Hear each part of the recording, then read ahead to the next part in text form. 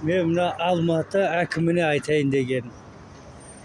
Неге бүкіл Алматы мынандай бүкіл Алматының жері, нелердің алдары мынандай қылып қысы жаз көрдіңіз, көк күнбе қазір январь, февраль, марттың кезі көгеріп жатыр. Неге мынандай әр ненің алдында осындай елка егіп қоюға бұйрық бермейді? Алматыны қара, қазір влажный су деген жатыр. Мына жағын енді жолдың шеті, бұл жағынан жарайды.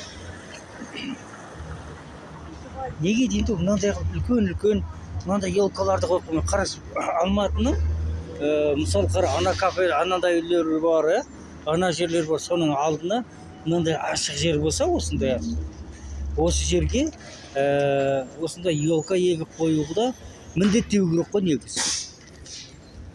Негізі осындай қылып көкөніс осындай қылып елка егіп қоюды міндеттеу керек қой. Көрдіңіз ба?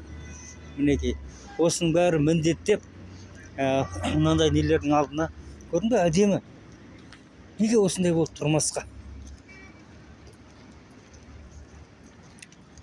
Қандай құлақ қойған анау.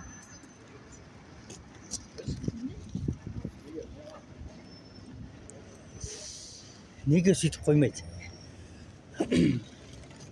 Неге осындай көк күнбек елка отырғызып қоюға міндеттемейді?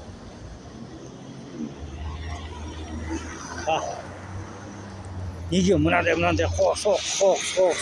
Енді жарайды. Мына жағы, ана жағы жол, мына жағы тротуар, ортада енді бұған енді кешірімді. Сонда да газон отырғызып қойға болар еді. Енді қара енді.